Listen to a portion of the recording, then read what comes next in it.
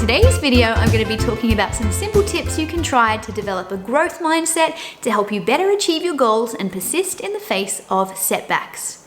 Psychologist Dweck introduced mindset theory. And mindset theory is about how we explain the causes of our intelligence and attributes. And we generally fall on a continuum between having a fixed mindset or a growth mindset. And the type of mindset we have is often developed through how we're praised and rewarded in our childhood years. So those with a fixed mindset often believe that their abilities, their talent, their attributes, their personality are fixed and maybe something that they were born with and cannot change. Have you ever found yourself saying things like, "I'm just not a math person," or "I just wasn't born smart," "I'm just not a sporty person," "I'll just never be healthy," "I'll never be able to eat healthy," "I'll never be able to save money," "I'll never be able to get up early in the morning and become a gym person"? If you find yourself saying those kind of things, there's a chance you might have a fixed mindset. A fixed mindset is often associated with being praised for outcome as children and not effort. And what happens with a fixed mindset is that we often fear failure. It's almost like we've got this reputation to uphold, and if we were to potentially put ourselves out there and fail, that people might question our basic intelligence and the things that we feel are fixed.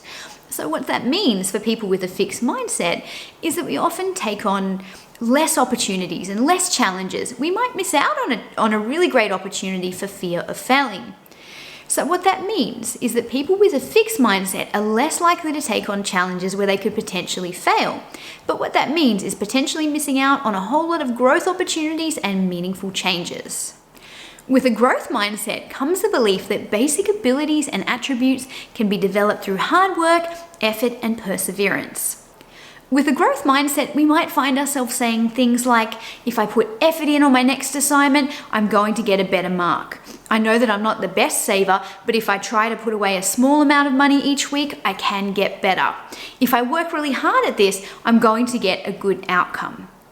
So having a growth mindset is often associated with being praised for effort, process, and strategy on a task rather than being praised for outcome and being told that we're intelligent or talented. And as a result, those with a growth mindset are much more resilient in the face of setbacks, and they see failures as learning opportunities. Those with a growth mindset are more motivated. They take on more difficult tasks, and participating in a task that's difficult makes them feel smart and capable. When we believe we're capable of change, we're more likely to put in effort and hard work. Whereas those with a fixed mindset, they fear failure, so putting themselves out there is really scary. But the good news is mindset is learned, and that means that we can also change our mindset. So next up, I'm going to be talking about some practical tips that you can try if your mindset is a little bit more on the fixed side to cultivate a growth mindset.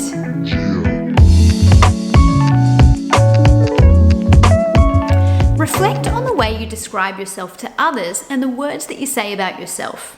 Pay attention to how you describe some of your difficulties.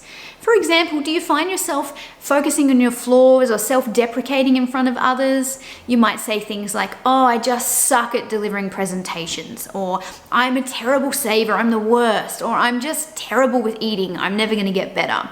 When we say these things out aloud over and over again, eventually we start to believe them and we're less likely to work towards changing. Reframing the words that you use, both in your self-talk and the talk that you use to others, is really important. Dweck talks about the power of yet versus the tyranny of now. And she suggests using the word yet to talk about something you're having difficulty with. So for example, "I'm not the best at saving yet, but I'm working towards putting a small amount away each week, and I'm gradually going to build from there. I'm not the best at delivering presentations work yet, but I've started going to Toastmasters and working on my skills," or whatever it is. But doing that is highlighting that you're working towards changing something, and eventually, if you say the words out aloud enough, you're going to start to believe it.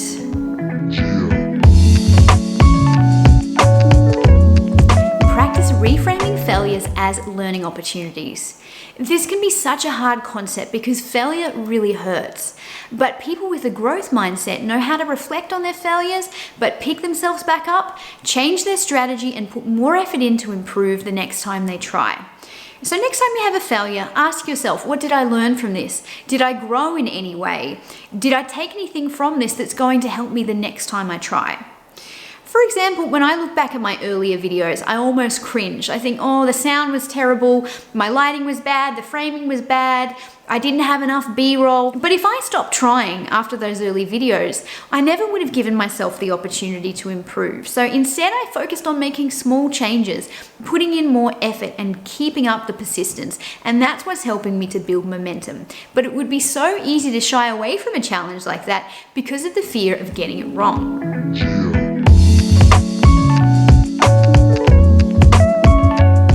Realistic expectations around the time it takes to learn a new skill or accomplish a task. Often, when we go to learn something new, we want it to be quick and easy, and it feels bad when we don't master that new skill immediately. For those of us with a fixed mindset, it can hurt when we maybe just don't get a new concept or we don't pick up a skill as quickly as we'd like to. But it's important to remind yourself that all new things take time, effort, and dedication. If you really want to improve, you're going to have to work on it day in, day out. Setting yourself small goals rather than focusing on the end result or outcome is really important here. Practice breaking larger goals down into smaller chunks. Doing this helps us notice and reflect on the effort that we're putting into those goals. Again, often when we haven't yet achieved the outcome for a goal, it can feel like we've failed. Whereas if we achieve smaller parts of a goal, it helps us to step back and notice the things that we're doing as we move towards that goal. And that's going to help you to cultivate a growth mindset. Next time you're setting yourself a goal, be sure to focus on setting learning goals as well as outcome goals. When we set goals, many of us focus on outcome.